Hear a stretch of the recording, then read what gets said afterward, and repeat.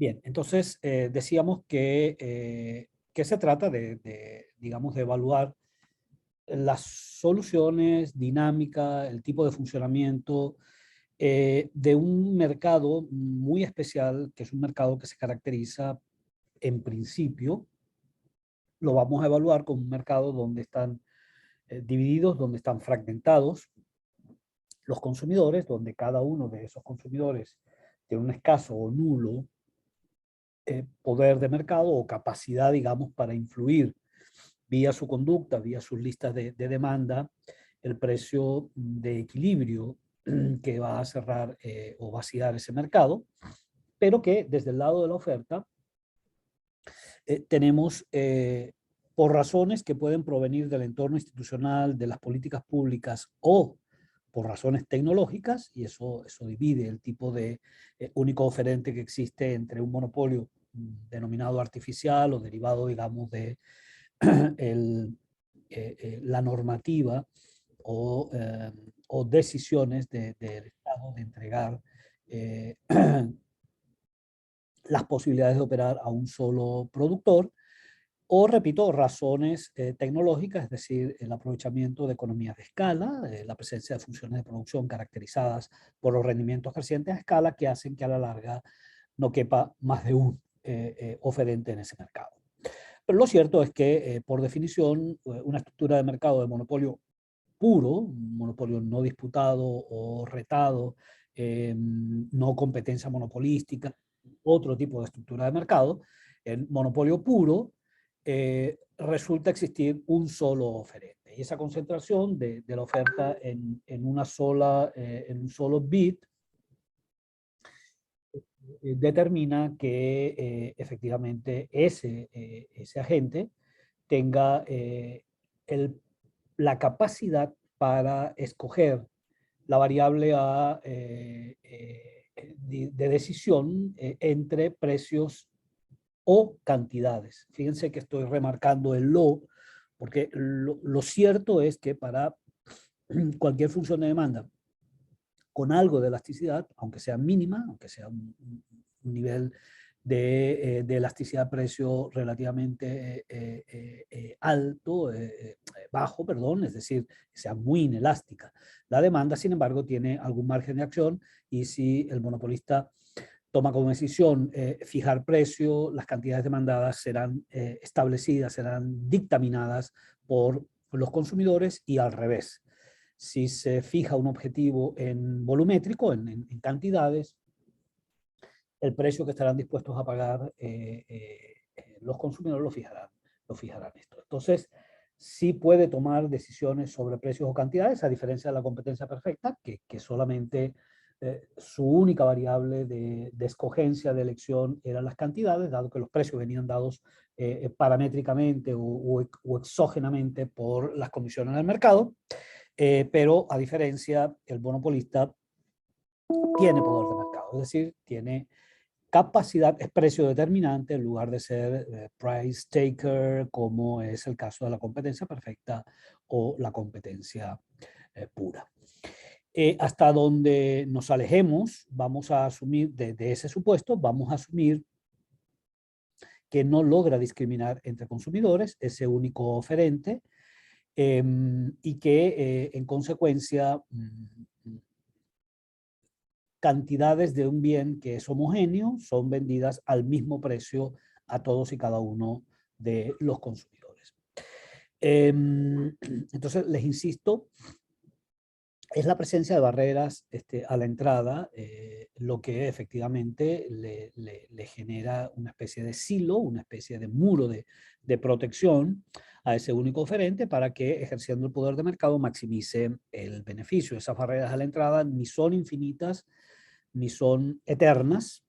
Se erosionan con el tiempo, con las innovaciones tecnológicas, con los cambios en los patrones de consumo, con las propias decisiones del regulador, con el vencimiento de los derechos de propiedad o de patentes protegidas por un periodo determinado, o con la presencia, una vez que se han alcanzado, se han apurado todas las ganancias o ahorros de costos experimentadas, digamos, por haber transcurrido a lo largo de la función de costo medio y costo marginal en su fase decreciente, pero llega un momento en que el tamaño pasa de ser una ventaja a constituirse una desventaja porque complejizas de manera considerable, especialmente si te distribuyes en multigeografías, la operación de la firma, comienzan a aparecer en algún momento costos de administración, costos de organización, costos por tamaño, que van creciendo en función directa del el tamaño de la firma. Y por tanto, en algún momento se revierten esos rendimientos o se agotan esos rendimientos crecientes a escala y pasan a tener rendimientos decrecientes a escala y con ello pues también se va erosionando la ventaja que natural o tecnológicamente disponía la firma. Muy bien, dentro de este súper apretado síntesis de los fundamentales hints que supone el funcionamiento de este tipo de mercado, pues cuando este se compara en términos de las soluciones de equilibrio con el de competencia perfecta o el de competencia pura, y siempre hago, digamos, la distinción para no dejar en el olvido que digamos que hay formas de que funcionan atomizadamente, pero no únicas en los mercados, pero no únicas. Entonces, bien la competencia perfecta, bien la competencia pura, digamos, garantiza la condición o se funda en la condición del oferente como tomador de precios, como precio aceptante, pero mantiene la posibilidad de que haya heterogeneidad desde el lado de los costos y por consecuencia también la presencia posible de beneficios extraordinarios para los productores no marginales o intramarginales en lugar de a los productores marginales que sí efectivamente tendrían que vender, digamos, exactamente en el break-even entre ganar o perder, es decir, con beneficios ordinarios, pero no beneficios extraordinarios. De manera que cuando comparamos ese mercado monopólico puro con un mercado típico de competencia perfecta, lo que observamos es que por lo general, y hago subrayo el por lo general porque ciertamente depende mucho de cuál sea la estructura de costos. Si la estructura de costos es de costos crecientes, bien sea bajo la figura de monopolio o bajo la figura de competencia perfecta, pues ciertamente los precios que en general se fijen en las estructuras de mercado más competitivas, más concurridas, van a ser menores que los precios equivalentes para una estructura monopólica. Pero si el monopolio es un monopolio natural, ya insistiremos, digamos, más adelante en eso, lo cierto es que es muy posible que los precios de monopolio natural, gracias a esa enorme eficiencia en el uso de los recursos productivos, pueda ser incluso con beneficios extraordinarios fijados a un nivel más bajo que el de la competencia perfecta. Pero en el caso, digamos, normal, en el caso estándar de costos constantes o costos crecientes, normalmente se preservan esas dos desigualdades, o tres, de hecho, que serían, primero, que los precios de monopolio suelen ser más altos gracias a el uso, el ejercicio del dominio de mercado, que los de competencia perfecta. Por el otro lado, y gracias justamente a que eres el único productor, puedes restringir la oferta de manera tal que esa oferta más escasa sea subastada, digamos, a precios mayores y los consumidores estén dispuestos a pagar su precio de reserva o un precio mayor al que en competencia perfecta se verían obligados a erogar. De manera tal que con esa restricción de oferta, típicamente los volúmenes de equilibrio, los volúmenes que se transan en mercados competitivos, QCP, son mayores que aquellos negociados en mercados no competitivos, en mercados monopólicos. Y finalmente, típicamente y especialmente en el largo plazo, el CP, lo que significa competencia perfecta, en el largo plazo, mucho más que en el corto plazo, los beneficios a largo plazo de mercados competitivos o plenamente competitivos convergen a cero, es decir, logra solo remunerarse a los propietarios factoriales por su costo de oportunidad y, digamos, solo para disuadirlos o convencerlos de que, persuadirlos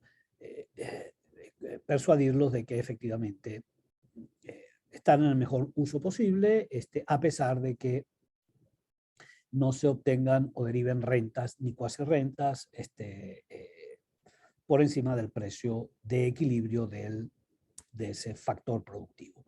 No así en el caso, no es necesariamente todos los casos, pero normalmente el monopolista deriva, gracias a su dominio de ese mercado, un beneficio marginal adicional al que uno debería esperar en el caso competitivo, de manera que normalmente los PIs, los beneficios de monopolio, suelen ser mayores típicamente, o los markup suelen ser mayores que los de competencia perfecta. También vamos a repasar, y eso es repasar porque ya lo vimos en nuestras primeras sesiones, ciertamente las condiciones de orden, de primer y de segundo orden, se preservan o son equivalentes en competencia perfecta a competencia pura, solo que precisamente por enfrentar funciones de demanda en competencia, en monopolio, que son exactamente aquellas que se corresponden a la demanda agregada, es decir, a la sumatoria de todas las posturas que cada consumidor está dispuesto a efectuar en el mercado, pues se preserva la condición de que el ingreso marginal se hace igual o es igual al precio, pero normalmente el precio excede, salvo la primera unidad vendida, excede al ingreso marginal. Es decir, la función, como vimos ya gráficamente, la función de ingreso marginal se desarrolla íntegramente por debajo de la función de ingreso medio, que es equivalente a la función de demanda de un monopolista no discriminador de precios, de manera tal que, dada la satisfacción de la condición de que ingreso marginal iguale al costo marginal como condición, digamos, o como punto crítico o condición necesaria para la presencia de un óptimo del productor o de la maximización de beneficios, sin embargo, normalmente entonces esos precios por encima del ingreso marginal van a originar que también a su vez el precio de mercado se encuentre por encima del costo marginal. Y eso efectivamente, bajo unos lentes, por ejemplo, marxistas o digamos de la izquierda tradicional, de la izquierda latinoamericana, eso simplemente es explotación. No en este caso de la mano de obra, pero sí explotación del poder de mercado, que hará que puedas imponer, digamos, algo que vale menos, vale, entre comillas, no desde el punto de vista de su valor de uso, sino de el gasto en recursos que tiene que generarse para producir esa unidad, pero se vende gracias a ese poder de mercado a un precio por sobre esos costos de producción. ¿Okay? En contraste, en competencia perfecta o en competencia pura, se preserva esa triple, esa trinidad o esa doble equivalencia entre precio igual a ingreso marginal igual a costo marginal, precio igual a costo marginal. De manera que normalmente entonces el productor en mercados muy disputados, muy concurridos, siempre está on the blink, está ahí en el límite entre perder entre perder o no perder, ¿no? Cubrir o no cubrir los costos de producción. Y digamos en ese último bullet, pues efectivamente eso es lo que estamos diciendo, la primera unidad vendida ciertamente se vende a un precio que como no tienes que adicionar descuentos o efectuar descuentos porque no has vendido sino la primera unidad, no vas a hacer descuentos sobre la primera unidad, la vendes a su precio, pero a partir de la primera unidad, las sucesivas unidades que quisiera llevar al mercado un monopolista, van a tener que aceptar, si quieres colocar unidades marginales o unidades adicionales, vas a tener que aceptar un descuento de las unidades intramarginales o de las unidades que previamente o a precios mayores habías colocado. De manera que al final la afectación del ingreso total es una doble afectación, positiva por el lado del precio, negativa por el lado del descuento, que ponderado por Q tienes que efectuar sobre las restantes unidades. Daniel. Buenos días, profe. Hola. Eh, en términos de este modelo, Ajá. si el monopolista tiene que hacer constantemente descuentos Sí. para poder, digamos, atender a todos los consumidores en el mercado, ¿cómo, cómo sería sostenible el tema de las ganancias del mismo? Si eso, los precios van constantemente disminuyendo. Fíjate, una pequeña precisión.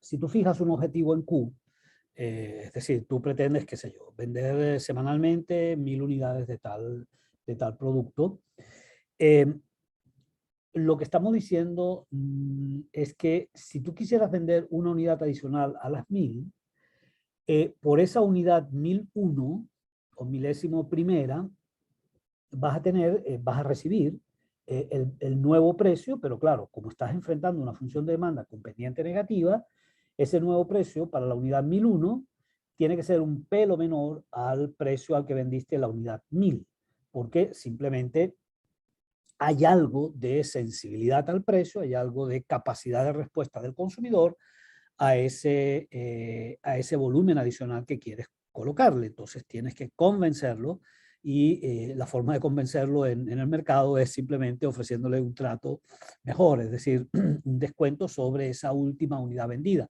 El problema es que cuando no puedes vender uno a uno cada uno de los bienes a cada uno de los consumidores, por tanto no puedes discriminar, ya veremos, hacer discriminación perfecta o de primer grado, lo cierto es que para poder vender esa unidad 1001, como la tienes que vender al mismo precio al que tienes que venderle al resto de los consumidores, pues estarás teniendo que entregar un cierto descuento, puede ser menor, etcétera, pero un descuento, ese descuento multiplicado por el número total de unidades 1000 más una vendidas, te va a generar una reducción del ingreso total, que de todas formas, en principio, si eres maximizador, te va a permitir cubrir los costos de producción y por tanto vas a vender hasta que cubres tu costo de producción. Las otras unidades te van a costar menos de lo que del precio al que estás vendiendo. Pero recuerda que la condición, digamos, necesaria para que estés en el mejor de los mundos como productor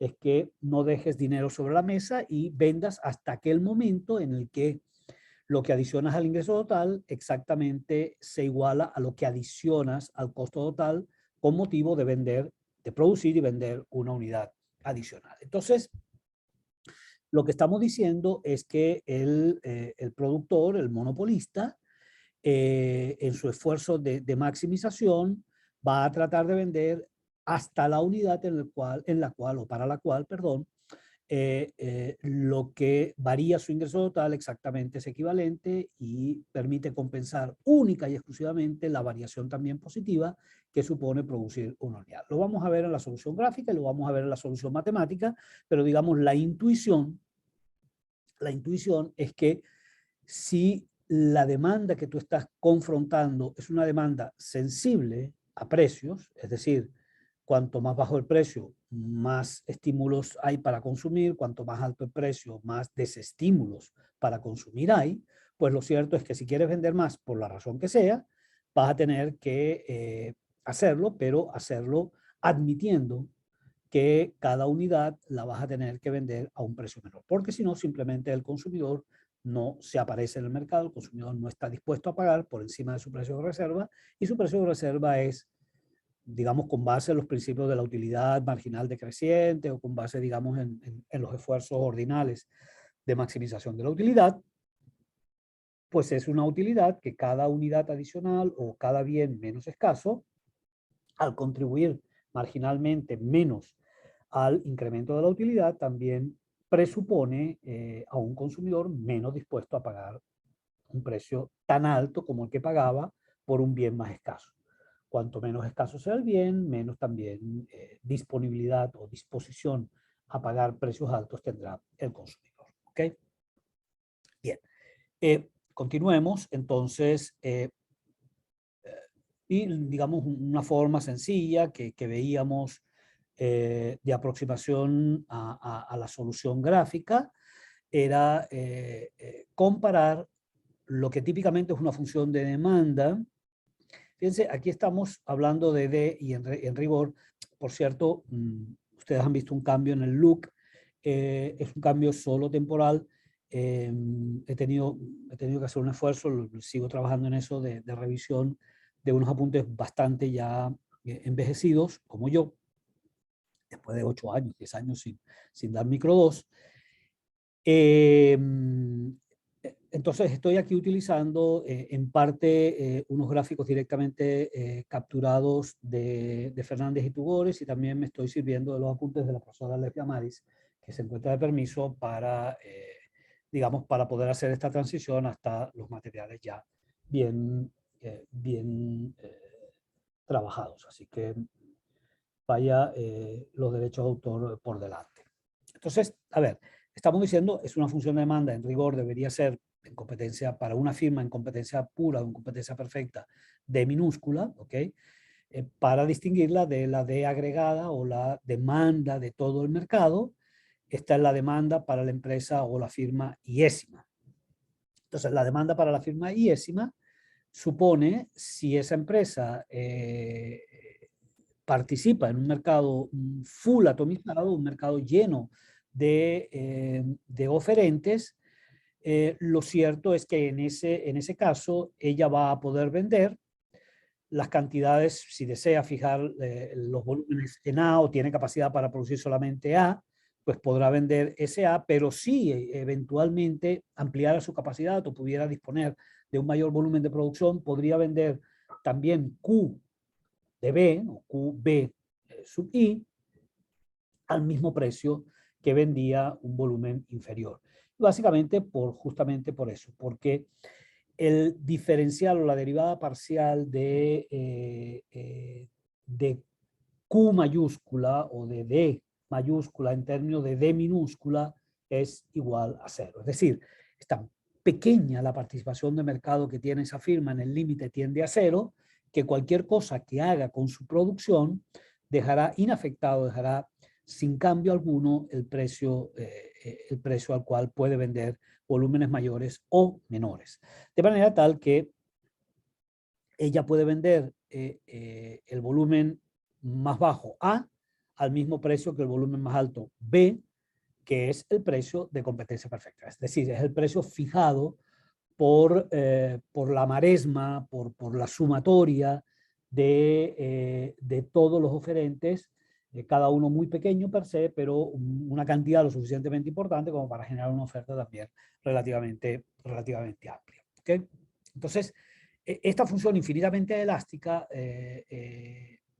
la otra cara del espejo, significa que el productor esa firma es precio aceptante. Es decir, toma el precio de mercado y puede vender a él lo que le dé la gana a un precio distinto por arriba o por debajo. Por arriba no lograría vender ni una sola unidad porque los consumidores optarían simplemente por comprar un bien homogéneo idéntico a un precio más bajo a las firmas vecinas o circundantes, pero tampoco podría vender con descuento o a un precio más bajo, especialmente a largo plazo, porque simplemente no estaría cubriendo los costos de producción. Y si no tiene ninguna otra fuente de financiamiento, no tiene ningún canal a partir de la cual se subsidie, bien sea por vía pública, de fondos públicos, o bien sea, digamos, por un conglomerado financiero que es propietario de esa firma, pues simplemente esa pequeña firma brizna en la tempestad no va a poder cubrir los costos y va a tener que cerrar la planta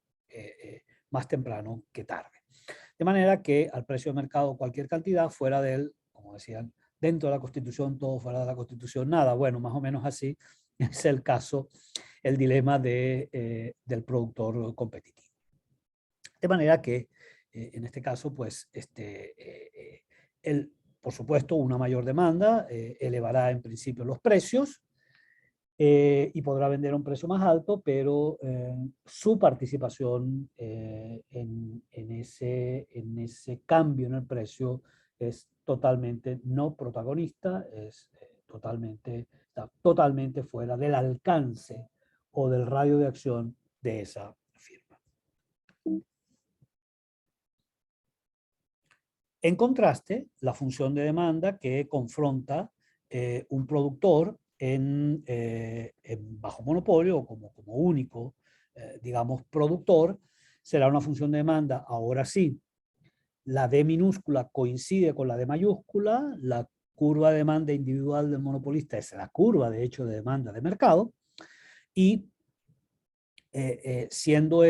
teniendo esta algún grado de sensibilidad o de capacidad de reacción del consumidor frente a variaciones de los precios, al alza disminuyendo el consumo, a la baja aumentando el consumo, pues ello supondrá que efectivamente si tú quieres, y tu target es vender Q sub A, lo vas a poder hacer porque el mercado te dice, mira, si usted me quiere llevar al mercado una cantidad pequeña, Q sub A, yo estoy dispuesto, dado que el bien es mucho más escaso, estoy dispuesto a pagarle por cada unidad un precio promedio, un precio A.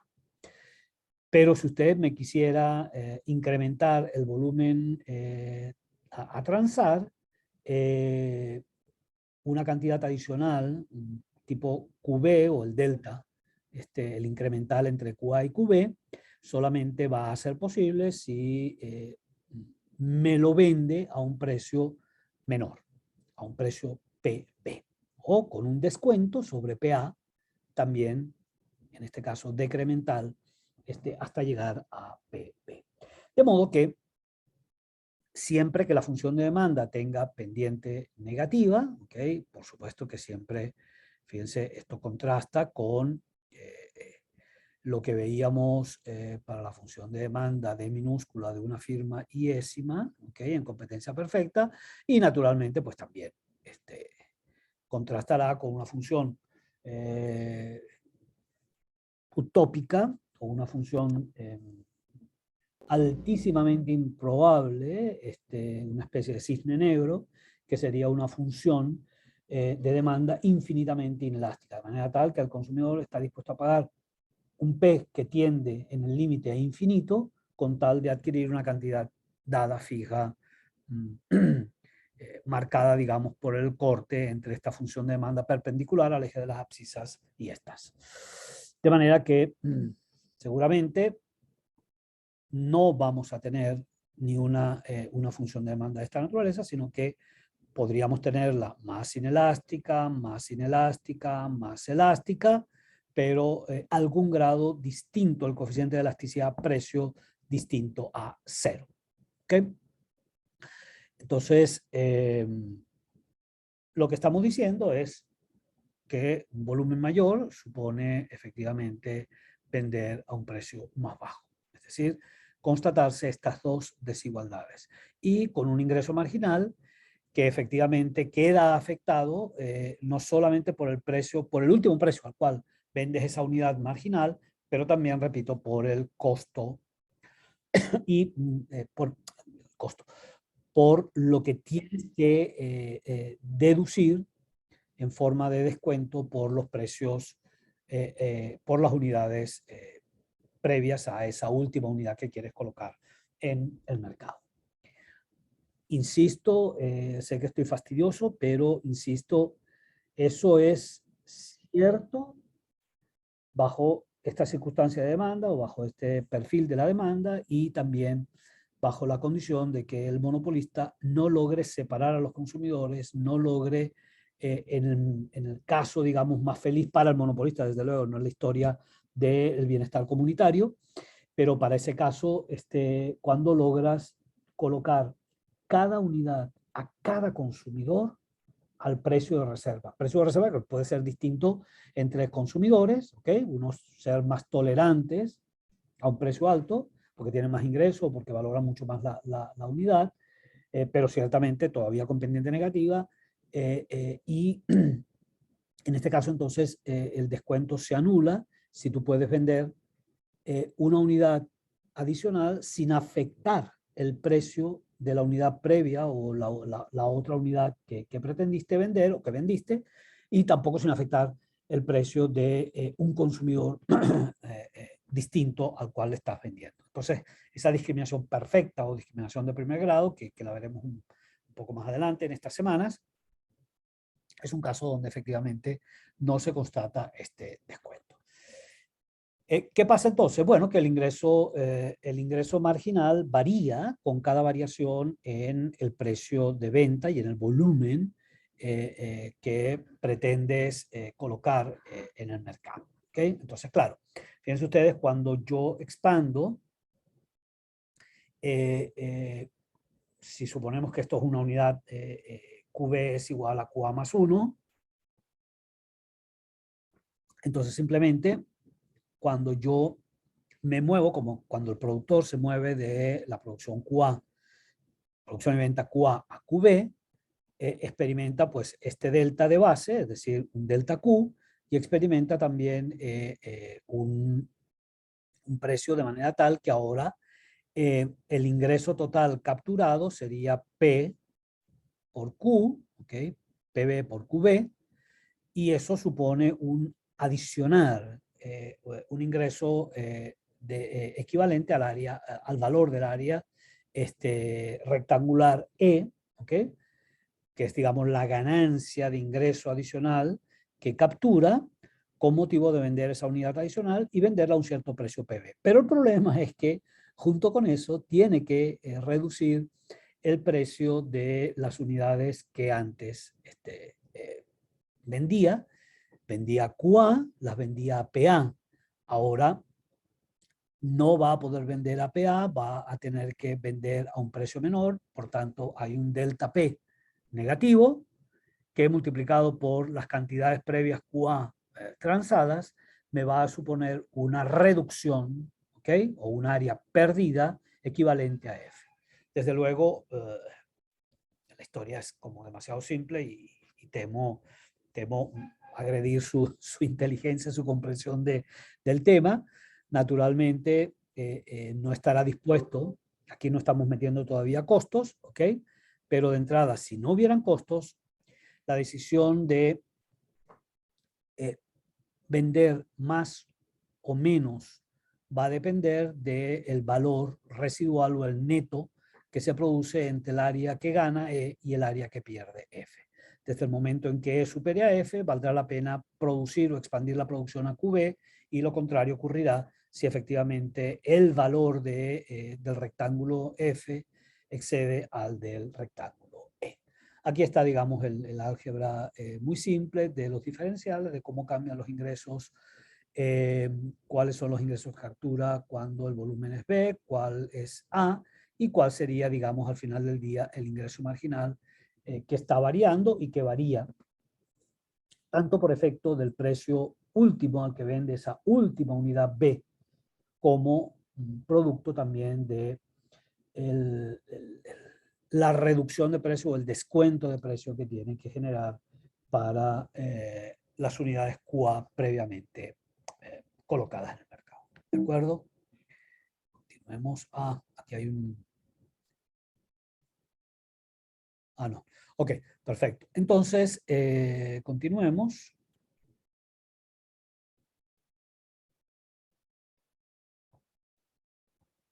A ver. Muy bien, listo. Esto, claro, fíjense, esto es lo que ocurre exactamente.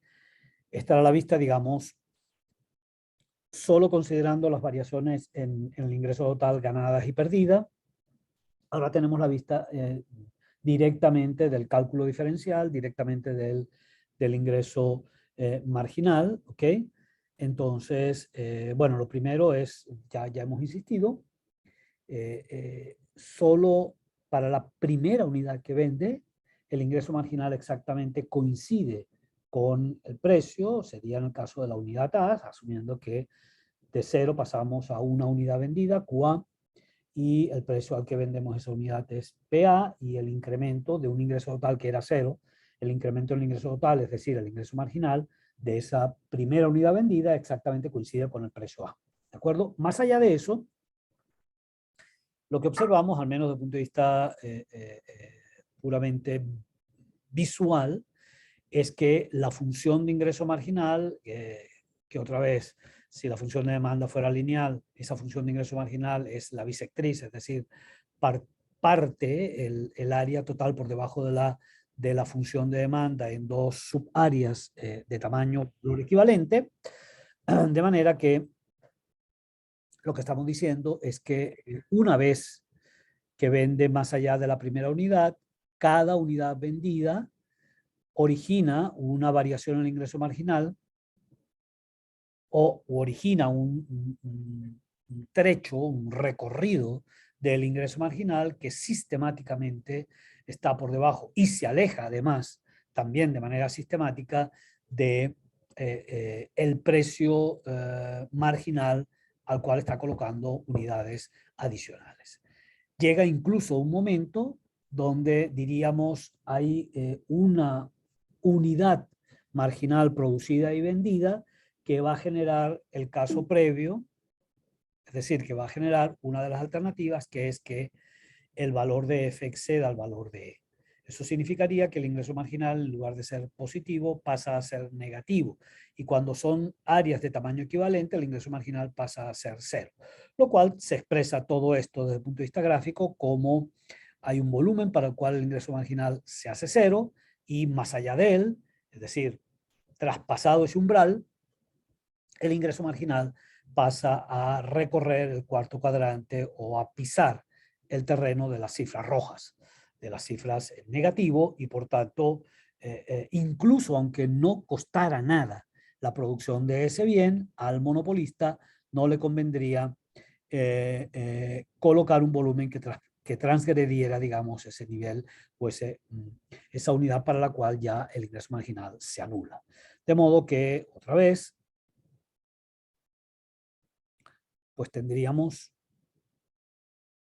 que, a pesar de que la función de demanda es una función de demanda que tiene un recorrido más extenso que el que hemos acotado aquí,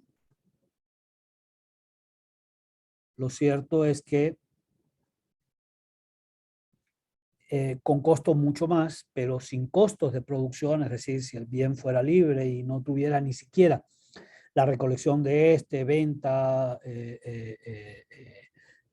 impedimento de acceder a ese bien si no le pagas precio, etcétera, o que no tuviera ni un solo dólar adicional de costo de producción, ningún monopolista, ningún productor traspasaría esta cortina, ¿okay? Traspasaría este nivel de producción porque estaría dejando de ganar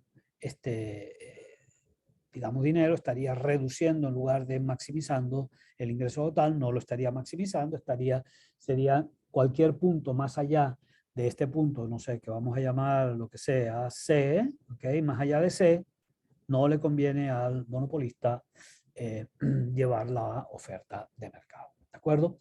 De manera que hay un tramo relevante o significativo para la función de demanda y otro que ceteris paribus, digamos, el resto de los determinantes va a ser automáticamente descartado como un posible equilibrio del productor. ¿De acuerdo? Entonces, bueno, naturalmente, vender o pasar, digamos, de QA a QB supone tener un descuento y un ingreso marginal asociado, en un caso mayor, PA que PB, y mayor el ingreso marginal en A que el ingreso marginal en B, producto precisamente de estos descuentos. ¿Okay? Y esos descuentos, fíjense ustedes, en la medida en que la brecha entre el precio reflejado en la función de demanda, el precio de reserva, al final del día, una función de demanda es eso, es una secuencia de precios monetarios máximos que está dispuesto el consumidor a erogar con tal de no dejar de percibir esa unidad, o el consumo de ese bien, de esa unidad. fíjense ustedes que la brecha, repito, con el ingreso marginal se va haciendo cada vez más visible, más ancha, y por tanto eso lo que significa es que la velocidad a la cual cae el precio es menor que la velocidad a la cual se empuja hacia abajo el ingreso marginal. Y eso tiene que ver precisamente con el Q que pondera con las cantidades inframarginales o intramarginales vendidas que cada vez pesan más en el total del descuento que tienes que efectuar. ¿Okay? Y que es un descuento, repito, dado por el coeficiente de elasticidad precio de la demanda, pero ampliado precisamente por los volúmenes de producción previamente liquidados o previamente transados. ¿Okay? Importa, y digamos que hay una pregunta que se lanza al salón, y dice, bueno, ¿nos importa más el ingreso marginal que el precio, sí o no? Y simplemente es una... Ok, Diego, levantaste la mano. ¿Me escucha, profe? Perfectamente. Bueno, por lo que yo he aprendido y por lo que yo también estoy viendo, es que al reducir el precio, en este caso, hace que los consumidores, valga la redundancia, consuman más, Sí, debido a que al haber un descuento, ¿ok? sí. Los usuarios tienen la capacidad de poder consumir más dicho producto, por ende aumenta el ingreso marginal. Fíjate, pero aquí básicamente la pregunta es absolutamente cierto lo que señalas, pero la pregunta más bien se orienta en una dirección un poco distinta. Pero bueno, vamos a dejar que participen, que eso me gusta mucho. A ver, ¿quién levantó primero la mano? Aparece Fernando, ¿verdad? No, Diego primero y ahora es Fernando. Fernando.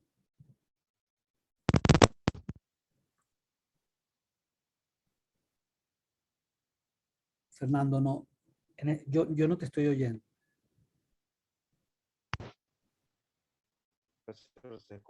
Ok, ahora te escuché como un susurro. Ahora te escuché como un susurro.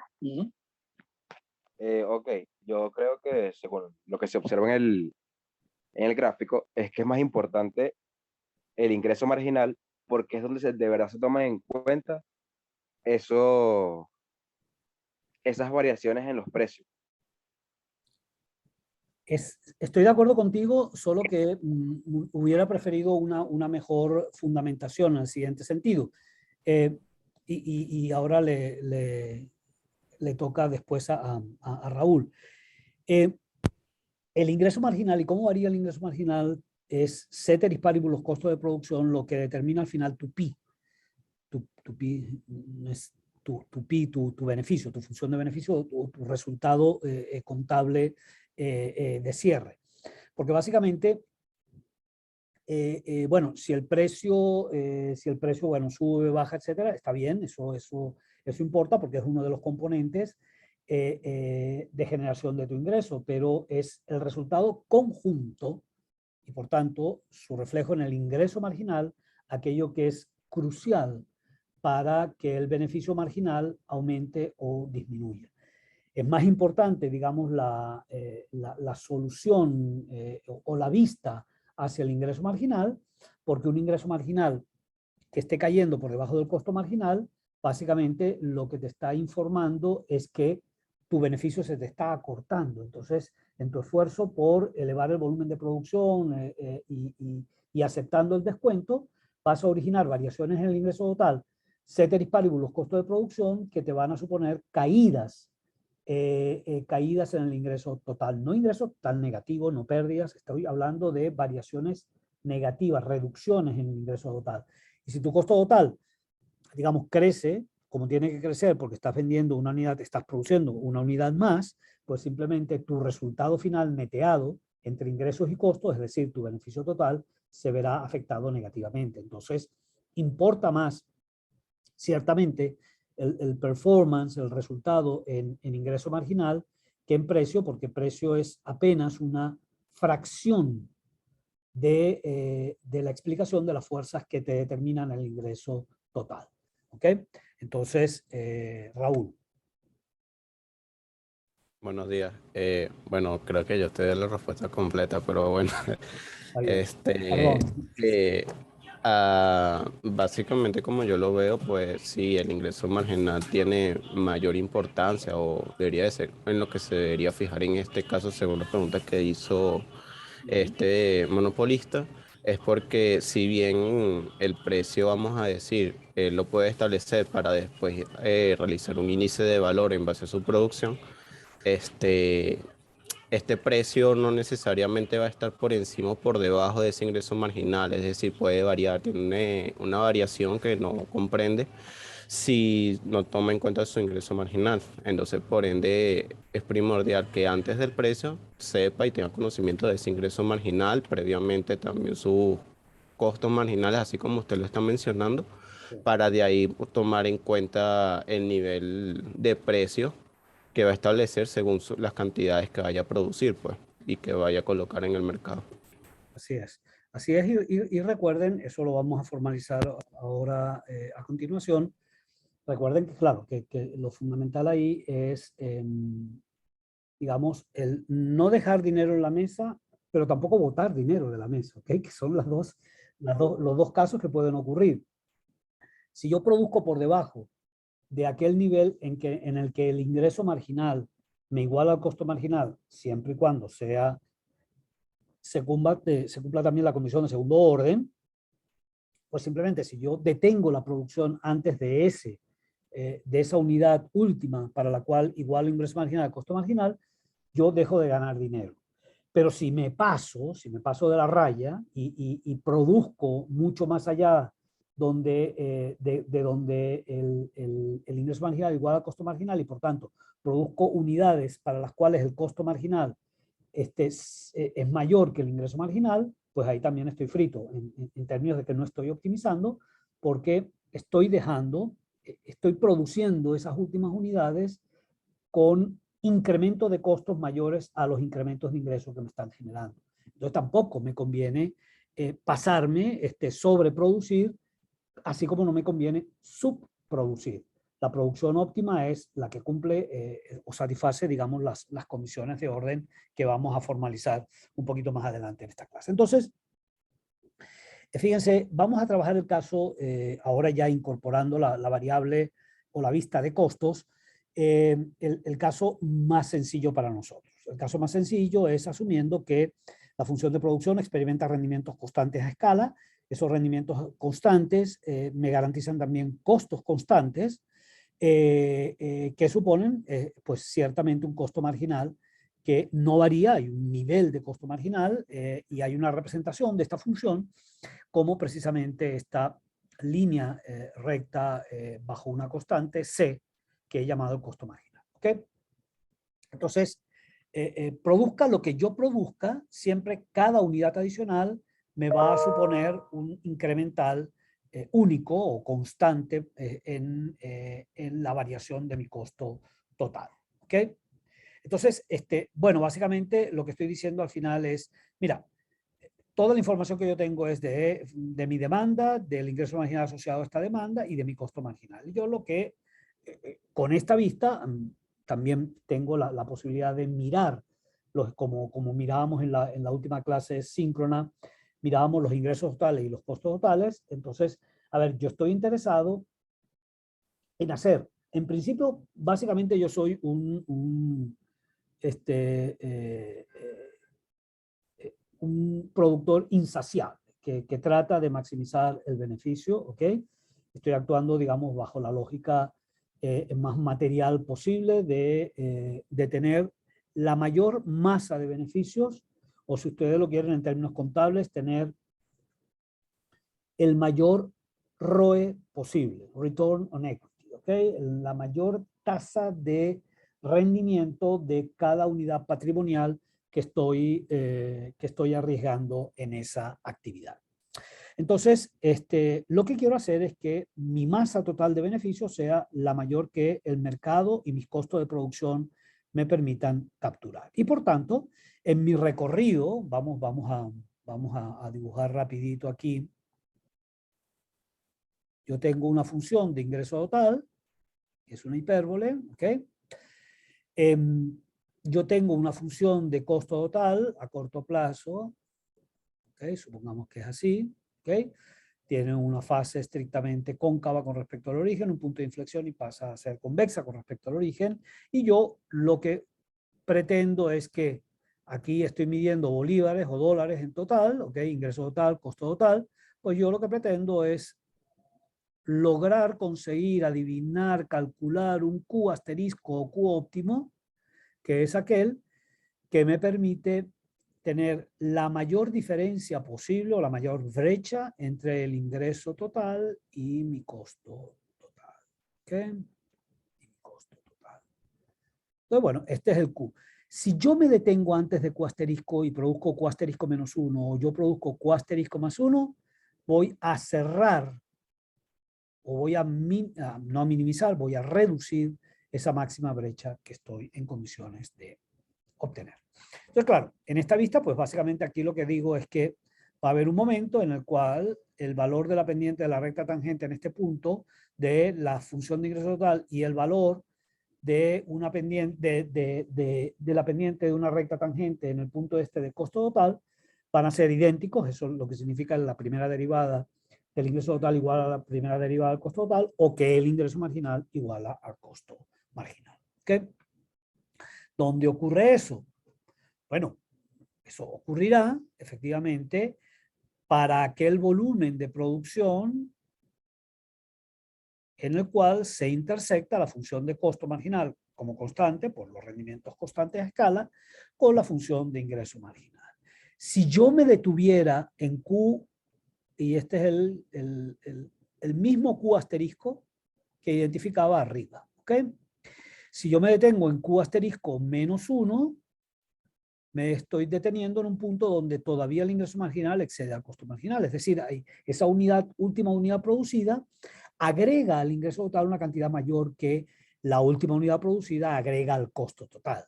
Por tanto, si yo me detengo ahí, dejo de obtener los beneficios positivos adicionales que me supondría el producir unidades que todavía me tienen un exceso de ingreso o de variación en el ingreso sobre la variación de costos. Y por mor del mismo razonamiento, si yo me excedo de Q asterisco y produzco esta otra unidad, esta última unidad producida, en esta última unidad producida los costos marginales exceden al ingreso marginal. Eso lo que significa es que yo obligo a crecer al costo total más que proporcionalmente a lo que me genera adiciones al ingreso total o lo que varía el ingreso total. Por tanto, yo estoy dejando de, estoy botando dinero de la mesa. ¿Okay? Es decir, yo tenía un montón de dinero, el montón máximo de dinero, si producía menos de lo óptimo, no lograba apilar las últimas moneditas a los ricos MacPatos, pero también si me excedo en la producción, yo comienzo a sacar monedas de la mesa y por tanto tampoco estoy maximizando. ¿De acuerdo? Vamos a hacer un cortecito. Estamos a ver, estamos hablando de 7:46, a las 7:56 dejo. Bueno, muy bien. Continuemos entonces. Y a ver, lo que estábamos diciendo en consecuencia es que el punto exacto en el cual ciertamente no capturo la máxima brecha, la máxima diferencia entre ingresos y costos, es precisamente aquel en el cual las pendientes se igualan, el valor de las pendientes se igualan, y como condición necesaria. Después tenemos que incorporar una que permita garantizarnos que la brecha es la brecha en la dirección correcta y no en la dirección opuesta, y por tanto, en lugar de estar ganando, básicamente lo que estamos es maximizando la pérdida. Y por tanto, que sea un óptimo, no un pésimo, como hemos señalado ya en otras ocasiones. ¿Dónde ocurre eso? Bueno, ciertamente donde se corta la curva de costo marginal a la curva de ingreso marginal, ¿ok? A ese nivel, lo tenemos aquí, ¿ok? Identificamos, digamos, como QM asterisco, la cantidad óptima a ser reportada al mercado, al ser escogida por el monopolista, y una vez que yo he recortado a QM la oferta, es la función de demanda la que me escribe la cantidad total, la que firma el contrato de cuál va a ser con esa cantidad fijada o llevada, digamos, restringida por el monopolista, cuál va a ser el precio al cual están dispuestos a pagar los consumidores, que sería pues simplemente con esa información la resultante de leer sobre la función de demanda, cuál sería el precio asociado, el precio promedio asociado, digamos, a esas cantidades, y ese sería el PM asterisco. Aquí garantizamos que el ingreso marginal iguala al costo marginal, y además garantizamos, eso sí, no lo he dicho, pero lo vamos a establecer, que además este es un máximo y no un óptimo y no un pésimo, en el sentido de que además cumple con la condición de segundo orden, según la cual la segunda derivada del ingreso marginal tiene que ser menor que la segunda derivada del costo total. La segunda derivada del ingreso total tiene que ser menor que la segunda derivada del costo total, o simplemente, fíjense ustedes, el valor de la pendiente de la función de costo marginal tiene que ser mayor que el valor de la pendiente de la función de ingreso marginal. Lo cual claramente, tanto en el caso de costos crecientes como decrecientes, se garantiza por el hecho de que efectivamente con costos crecientes la pendiente del costo marginal es positiva, con costos marginales constantes la pendiente es nula, pero la pendiente del ingreso marginal es negativa. ¿Okay? De manera tal que garantizamos el cumplimiento de esta condición de primer orden. ¿Qué pasa con esa solución y qué pasa con el bienestar asociado a la solución de monopolio? Podemos adelantar, después hacemos un análisis un poco más exhaustivo, más profundo, pero digamos en principio, precios mayores a los precios que serían los equivalentes a los de competencia perfecta, a las cantidades y precios de competencia perfecta, ¿cuál sería este? Bueno, pues seríamos, aquí tendríamos, perdonen ustedes. Tendríamos, a ver, el lugar donde se corta. Ojo, aquí estamos mezclando peras y manzanas. Estamos diciendo que esta es la función de costo marginal del único producto que existe. Esta sería la sumatoria de los costos marginales de todos y cada una de las firmas, escaladas por n número de firmas que incorpora la industria, y esa sería la función de oferta infinitamente elástica, que donde se cortara con la función de demanda me permitiría identificar cuál es el precio que prevalecería en condiciones de competencia perfecta y cuáles serían las cantidades transadas en ese mercado de competencia perfecta. Naturalmente, cuando uno compara el par precio-cantidad en un caso y en el otro, observamos precios mayores en monopolio que en competencia perfecta, volúmenes inferiores en monopolio a los de competencia perfecta, y claramente, si esta era la solución competitiva, el excedente del consumidor en competencia perfecta vendría dado por el área por debajo de la función de demanda al precio PSP, matemáticamente de manera más rigurosa por el valor de la integral del área que se encuentra precisamente comprendida entre este precio piso o base y la función de demanda, y sería pues todo el área, la sumatoria de hecho de estos triángulos que ya vamos a ver que son SPM, PPM. ¿Ok? Aquí no hemos dibujado la función de costo medio, pero no hace falta. El costo medio sería, coincidiría con el costo marginal, y entonces simplemente tendríamos que a ese precio de monopolio, y dado ese costo medio de producir QM, tendríamos esta área que sería el área de la base por la altura, el costo total, contra precio por altura PM por base QM, sería esta área, el ingreso total, y la diferencia entre el área está punteada en sus esquinas contra el costo total, sería exactamente esta área azulada que hemos identificado como el PM o beneficio extraordinario. De manera que, en primer lugar, los beneficios del monopolio exceden a los beneficios normales, exactamente. Esa es una fracción que antes era excedente del consumidor y que ahora pues simplemente cambia de bolsillo, cambia de propietario. Pasa de ser el equivalente al ingreso monetario del bienestar de los consumidores, una fracción de él, pasa ahora a contabilizarla en las cuentas en Bank of America del monopolista, ¿okay? Y esa pérdida de excedente al consumidor lo captura íntegramente el productor en forma de beneficio extraordinario, ¿okay? Pero todo lo que pierde el consumidor no es solamente el área azul, ¿ok? Sino que también pierde el área anaranjada. Este trapecio, ¿ok? Qué sé yo. A, B, C, F. Es un trapecio que contiene dos áreas, un rectángulo y este triángulo, que son pérdidas del excedente del consumidor. El excedente del consumidor perdido fraccionalmente va, como decíamos antes, en forma de beneficio extraordinario a la firma, al monopolista, pero hay otra pérdida, hay otra área, el área esa anaranjada, identificada como PM, pérdida de peso muerto, se pierde en el camino.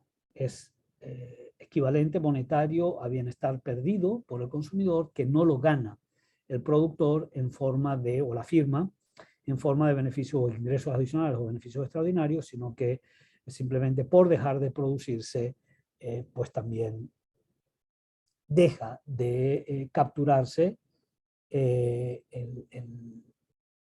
ese excedente del consumidor trasvasarse al productor. Entonces, es una pérdida, digamos, por menor volumen transado, es una pérdida de bienestar que al final lo que nos dice es que la pérdida total de bienestar de los consumidores es más que proporcional a la ganancia adicional que tienen los productores. De manera que si ustedes, como una especie no sé, de Deus ex machina, como un Dios que está observando, como un juez universal que está observando, digamos, este cambio en el estatus del mercado de competencia perfecta a monopolio, pero es moralmente neutral frente a un bolívar ganado o perdido por el consumidor, frente a un bolívar ganado o perdido por el productor, le da lo mismo o equipondera en la función de bienestar del regulador o del dictador omnisciente o de la autoridad divina, pues simplemente lo que tendría que juzgar esa autoridad es que las pérdidas de los perdedores, consumidores en este caso, exceden la ganancia del ganador, el monopolio en este caso. Y por tanto, si me interesara el bienestar conjunto de la firma y del consumidor, la comparación de competencia perfecta versus monopolio, digamos,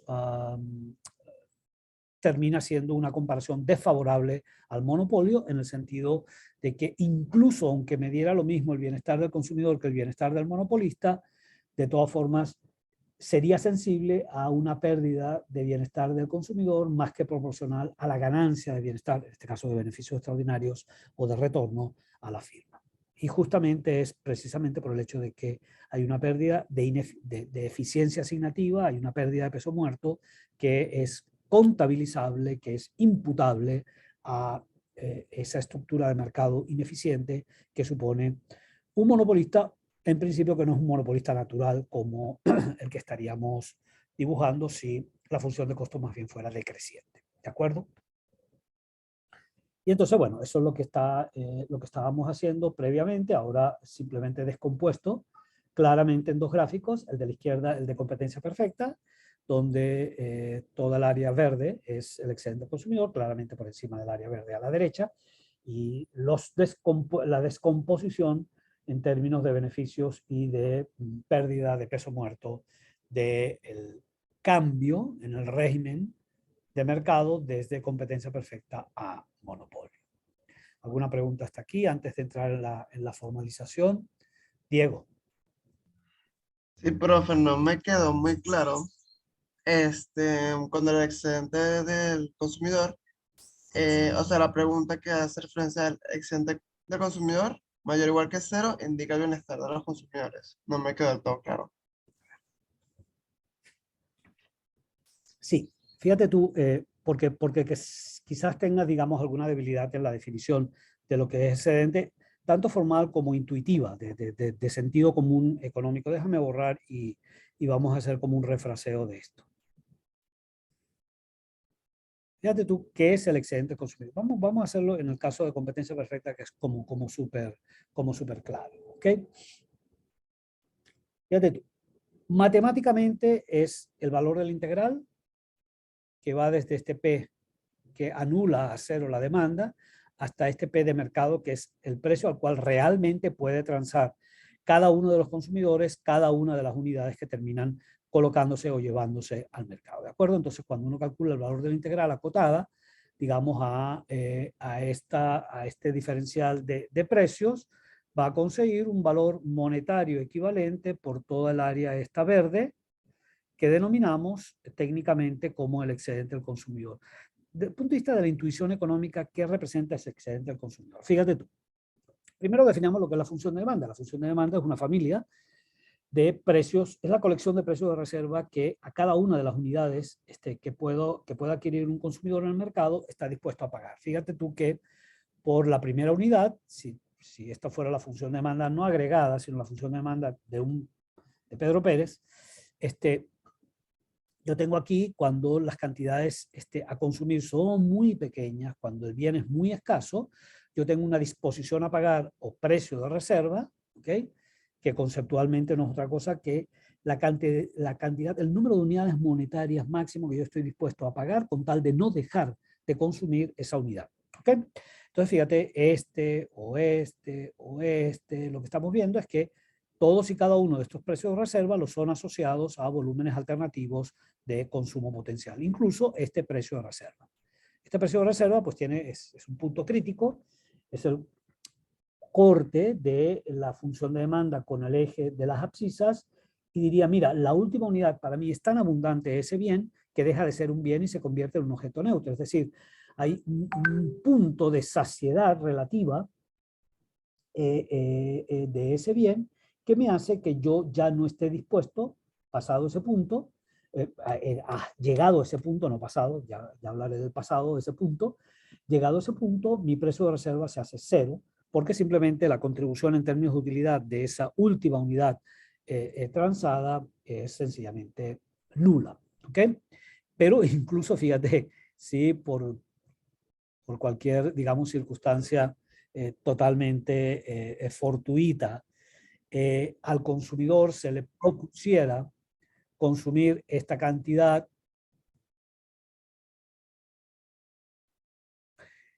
el precio que estaría él dispuesto a pagar sería un precio negativo. ¿Qué significa eso? Bueno, mira, me genera consumir, estoy tan harto, tan hastiado de ese bien, que consumirlo solamente lo voy a hacer si me pagan, si me compensan por la desutilidad marginal que me produce esa última unidad, me compensan con un subsidio o con un precio negativo, simplemente con una transferencia monetaria que me permita compensar la caída de utilidad que me genera ese superconsumo, hiperconsumo del bien. ¿Ok? Ese es, Diego levantó la mano, me quedo con, con esta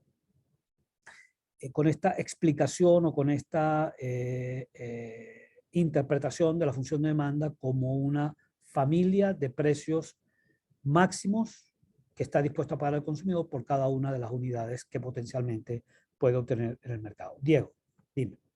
Es sobre esto, ¿no? Me imagino. Sí, profe, era en relación a ello. No te entendí muy bien, te recortaste, al menos para mi internet. No, profe, que sí, ya estoy entendiendo correctamente lo que está explicando. Buenísimo. Ok, perfecto. Entonces, fíjense, ¿cómo nos aproximamos desde la información del precio de cierre, del precio de equilibrio de mercado, la función de demanda, al concepto de excedente del consumidor? Pues miren, parte de la siguiente explicación. Imaginémonos que hay una cantidad, lo que sea, Q sub 1, que de acuerdo a la información que nos revela la encuesta que le hacemos al consumidor de agua, bueno, muy bien, a Q sub 1 unidades, ¿cuánto estaría usted dispuesto a pagar con tal de no dejar de consumir Q sub 1 unidades? Yo puedo identificar entonces cuál es, digamos, ese precio de reserva y estoy diciendo, bueno, sería PR1, el precio máximo o precio de reserva que estaría dispuesto a pagar para no prescindir, para no renunciar a esas unidades. Pero usted no tiene que pagar eso.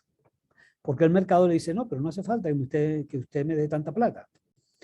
Usted me puede, si usted me paga PSP asterisco, yo puedo ofrecerle Q sub 1. Ah, entonces, ¿qué significa eso? Bueno, significa que yo estoy dejando de pagar esta cantidad, o mejor dicho, yo tengo un exceso de monetario equivalente a la diferencia entre el precio máximo que estoy dispuesto a pagar con tal de no renunciar a esas unidades versus el precio que efectivamente el mercado me está proponiendo que pague por esas unidades. Ese exceso es una medida monetaria de el bienestar que me genera esa solución de mercado. ¿Ok? Es decir, me genera una cantidad de dinero no gastada, una cantidad de dinero disponible o un bienestar equivalente medido monetariamente como la diferencia entre el precio de reserva y el precio que yo realmente termino pagando por esas unidades. Y así yo puedo calcular uno a uno unidades adicionales y en la medida en que el precio de reserva exceda el precio de mercado hasta esta última unidad, donde exactamente se solapan, se igualan el precio de mercado al precio de reserva, pues yo simplemente calculo todas estas brechas, estos superávit o excesos de dinero de bienestar equivalente y lo hago, digamos, aproximarlo a la medida de cuál es el bienestar que recibe el consumidor cuando tiene que pagar menos de lo que estaría dispuesto como máximo a pagar por cada una de las unidades. Ese es el concepto, digamos, de excedente del consumidor o de, digamos, medición pecuniaria, monetaria, de cuánto bienestar una determinada solución de mercado me proporciona a mí como consumidor. Borro y, por supuesto, hagamos el ejercicio a continuación súper claro. Si este fuera el precio de mercado, el área verde sería el excedente. ¿Qué pasa si por cualquier circunstancia, no necesariamente monopolio, sino que, qué sé yo, hay una mayor demanda, que presiona al alza los precios, pero el precio, incluso en competencia perfecta, pasara a ser un precio mayor P'? ¿Okay? ¿Qué pasaría? Ah, bueno, que ahora las barras entre el piso del precio, del nuevo precio de mercado y el precio de reserva se han achicado, se han recortado. En otras palabras, he perdido del bienestar equivalente anterior, he perdido este trapecio, ¿ok? El área que ahora está reducida justamente por la elevación del precio a una fracción, a esta parte rayada toscamente, que he perdido de excedente del consumidor. ¿De acuerdo? Entonces, claro, ¿qué es lo que ocurre típicamente con un monopolio? Cuando decimos, bueno, cuando el tránsito, la transfiguración, por decirlo de una manera casi que religiosa, de una estructura de competencia perfecta a una de monopolio, me va a generar también precios y cantidades, precios mayores, cantidades menores, me va a generar, por tanto, un achicamiento, una disminución en el área del excedente del consumidor, y esa disminución de ese excedente del consumidor, en parte, va al bolsillo del monopolista, ¿ok? Que ejerciendo ese dominio del mercado va a lograr extraer, lograr arrancar del bolsillo del consumidor parte de su equivalente monetario de bienestar en el álgebra o en la geometría que hemos establecido. ¿Alguna pregunta sobre esto? Muy bien. Entonces, bueno, continuemos. Entonces, a ver, al final, fíjense ustedes, déjenme a ver si puedo borrar. Bueno, al final, la construcción, digamos, de la comisión de primer y de segundo orden, desde el punto de vista formal, se realiza con el siguiente ejercicio de despeje y de estimación del óptimo del productor, entendiendo como el óptimo aquella situación, digamos, de comportamiento de los ingresos y egresos que permite maximizar la función objetivo. Función objetivo de una firma que no es otra que el ganar plata. ¿Okay? Las firmas en competencia o en monopolio o en oligopolio, al final del día las firmas pueden ser o no muy responsables desde el punto de vista social, pueden o no financiar bienes que son contaminantes o bienes que son producidos en condiciones laboralmente injustas, etcétera, etcétera. Y ESG, ¿ok? Environmental, Social Governance. Entonces, digamos, todas las políticas hoy de fair play y de ser ambientalmente responsables, el ser socialmente responsables, etcétera, digamos, son como nuevas tendencias de las firmas, pero, digamos, en el núcleo duro de una firma,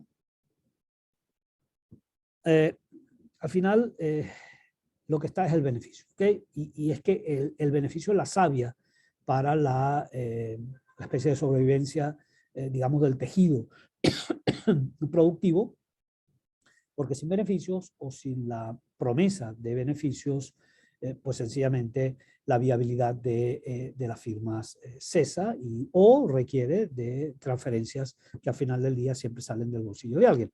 Entonces, a ver, normalmente nosotros interpretamos o expresamos ese objetivo final, el target, que busca incesantemente la firma, así como el consumidor busca estar en la mejor posición de bienestar posible, pues la firma trata de maximizar como función objetivo sus beneficios.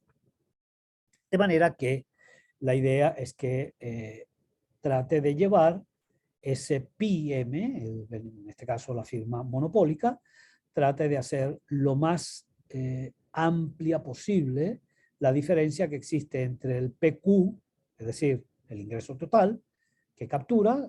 Recuerden que estamos trabajando con una función de demanda implícita, donde el precio es función operada de cantidades, multiplicado por las cantidades. Y del otro lado de la calle se encuentra la vista costo, que sería aquella entonces donde tenemos aquí expresados los costos totales asociados a cada uno de los posibles volúmenes de producción que decida la firma. Entonces, en el ejercicio de maximización, pues básicamente, aquí en este caso, podríamos haberlo hecho en términos de P. Aquí estamos maximizando o identificando, digamos, las condiciones de orden vía cantidades. Entonces digo, bueno, ¿cómo me afecta mi beneficio total? Variaciones en las cantidades totales producidas y vendidas del bien. Pues eso significa que voy a medir el impacto por variaciones de Q, tanto en los ingresos totales como en los costos totales.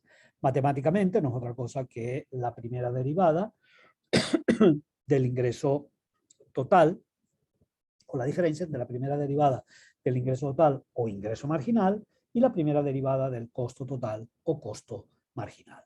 Lo cual supone entonces, y esta es la medida que hemos desarrollado del ingreso marginal, que sería, bueno, mi variación en el ingreso total de cada unidad vendida es la sumatoria del precio al que vendo esa última unidad más el descuento, es decir, el diferencial de P en términos de Q, ponderado por Q, ponderado por el total de unidades que termino vendiendo. Entonces, este componente del ingreso marginal es el descuento, perdón, hasta aquí, y descuento que, por supuesto, al tener una función de demanda negativa y por tanto una pendiente negativa y por tanto este componente diferencial de P en términos de Q teniendo signo negativo, multiplica por Q y deduce o sustrae de este P este descuento. ¿De acuerdo? Entonces tenemos un ingreso marginal aquí. Y aquí tenemos la primera derivada del ingreso del costo total en términos de Q, que sería el costo marginal. Y yo digo, bueno, donde se me hace cero esta variación, es decir, la última unidad que me permite dejar constante los beneficios totales es precisamente el volumen de producción que yo tengo que escoger como aquel que me permite cumplir la condición de primer orden, según la cual el ingreso marginal es igual al costo marginal. ¿Ok?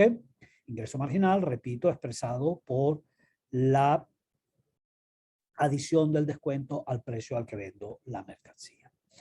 ¿Ok? Entonces, yo puedo reexpresar esa condición de primer orden en forma de elasticidades. A ver, Daniel levantó la mano. Dani.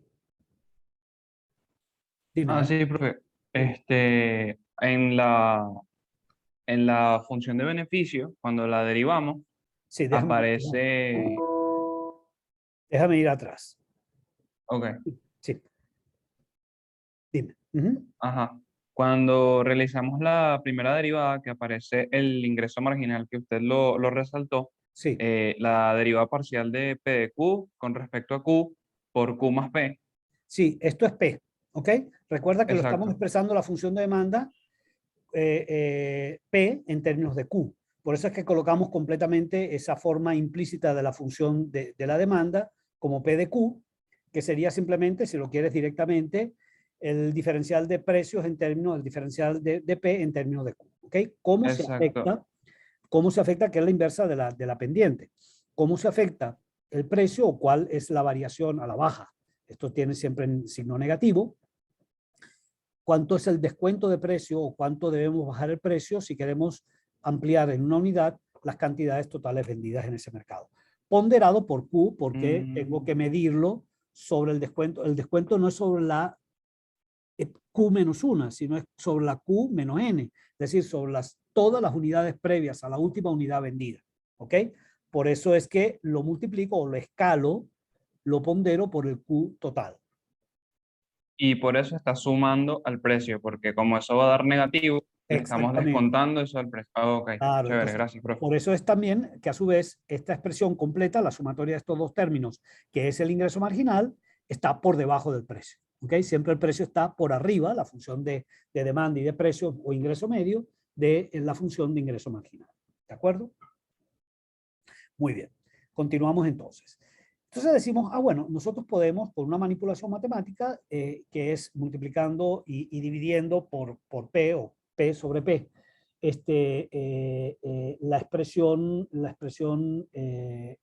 del segundo término, y por tanto lo dejamos ir alterado. Sin embargo, podemos efectuar el arreglo de expresarlo en términos de elasticidad, precio. ¿Ok? Recordemos que el coeficiente de elasticidad precio de la demanda es, ahora fíjense ustedes, la inversa, es decir, diferencial de Q o la derivada parcial de Q en términos de P, ¿ok?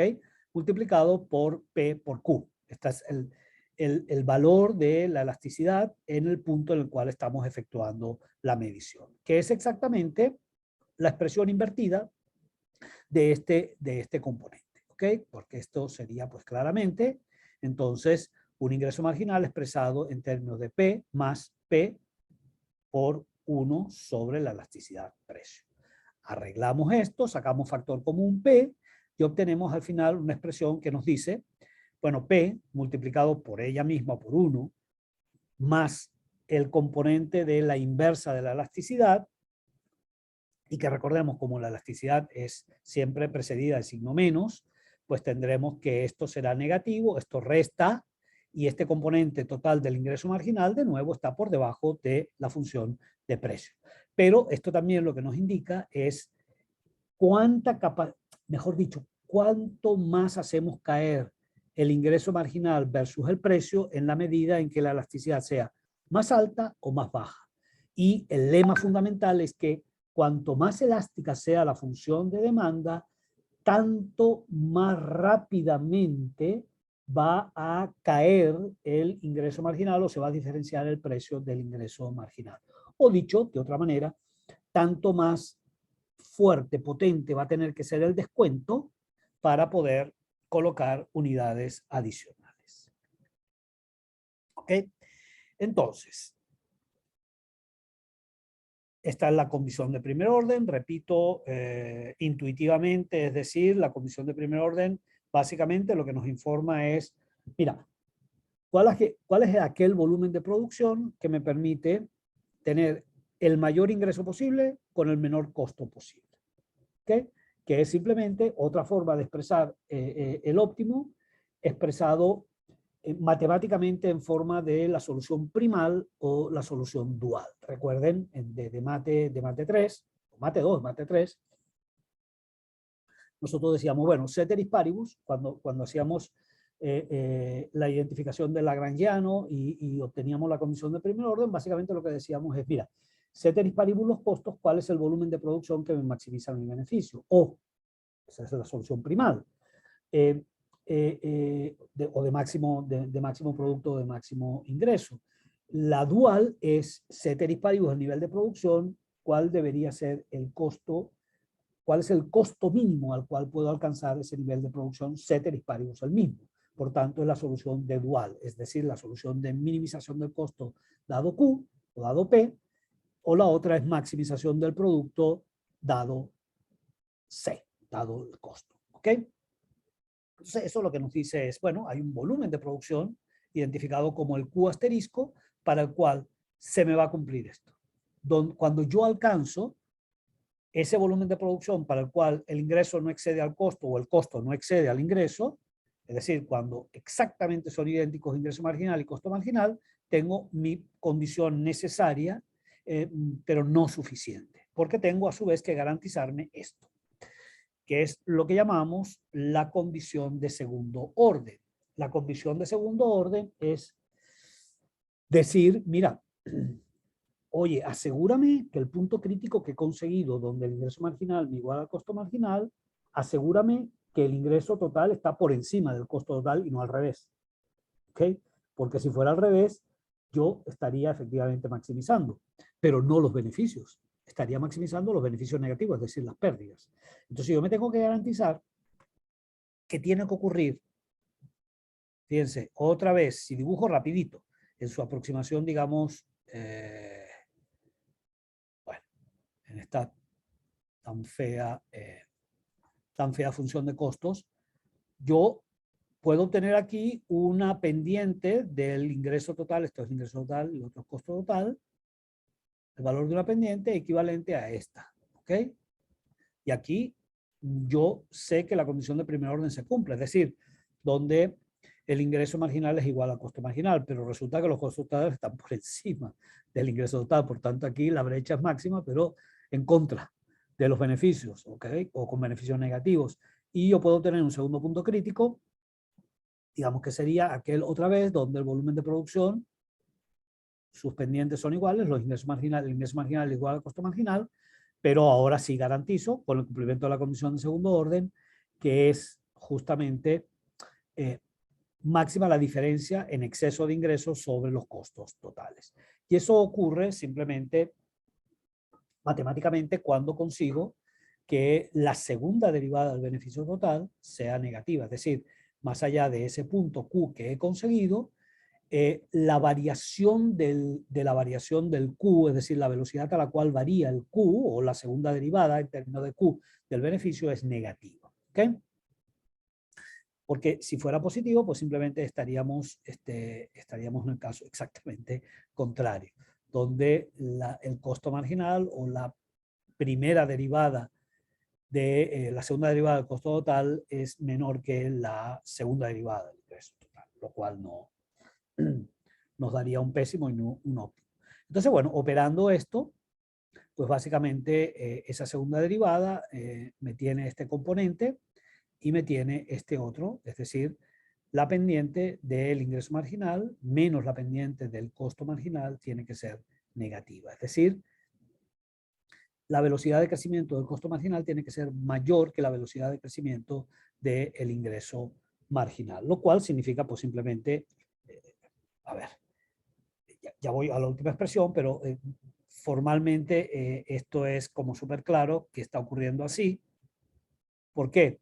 Porque fíjense ustedes cuál es la primera derivada del costo marginal o la pendiente del costo marginal, 0, ¿ok? Es una línea recta, es una constante.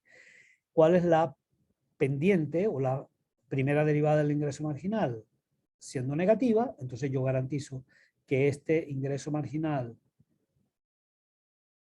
prima, o sea, la primera derivada del ingreso marginal, es menor que la primera derivada del costo marginal.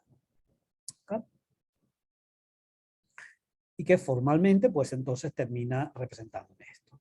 Esta es la primera derivada del ingreso marginal, esta es la primera derivada del costo marginal, y esta es mayor que acá desde el momento en que estoy operando con funciones de costos crecientes o constantes e ingresos marginales con pendiente negativa o decrecientes.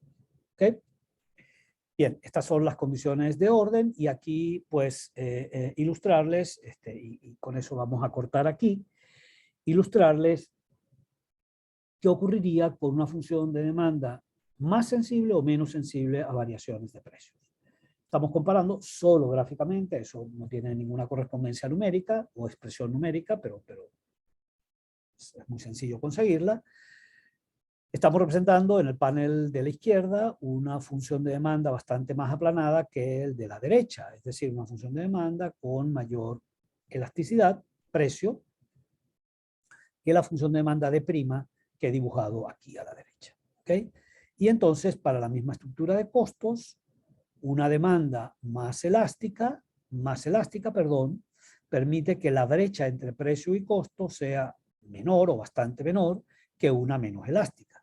Cuanto más elasticidad tiene, menor es el margen, menor es el poder de mercado, menor es el índice de Lerner, de monopolio, menor es el markup que puede colocar el monopolista. A menor elasticidad, es decir, cuando tienen menos alternativas los consumidores, cuando son mucho menos sensibles porque son más ricos o porque valoran demasiado, hay muy pocos sustitutos directos o indirectos de ese bien, pues tanto más el monopolista puede colocar precios en exceso del costo marginal. Es decir, el markup o el índice de Lerner, como vamos a ver, va a ser mayor a la derecha que en la izquierda.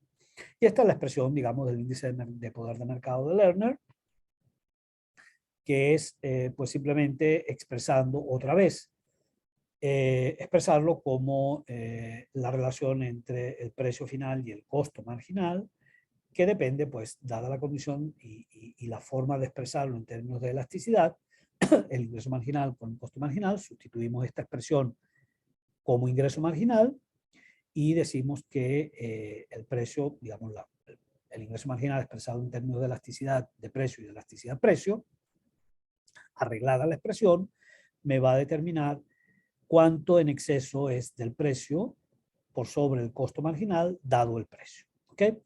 Que, digamos, expresado, digamos, matemáticamente, depende de la inversa de la elasticidad precio precedida del signo menos.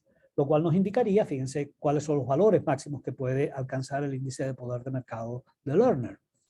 Bueno, si esto fuera la diferencia máxima debería ser cuando el costo marginal es igual a 0, ¿ok? Toda la expresión entonces sería P sobre P, es decir, unitaria, ¿ok?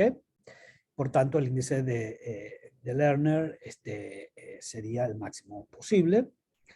¿Cuándo sería 0? Bueno, cuanto más, y eso va a depender justamente de la inversa de la elasticidad precio.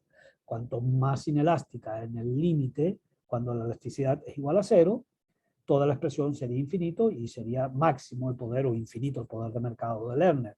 Cuando es exactamente la solución opuesta.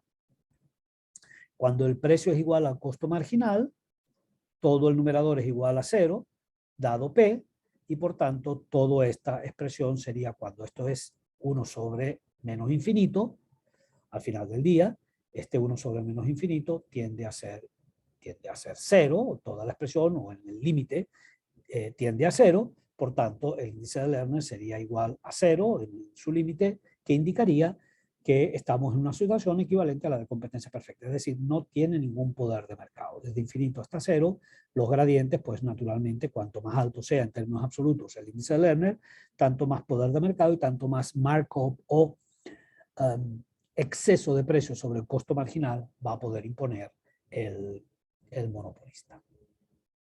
¿Ok?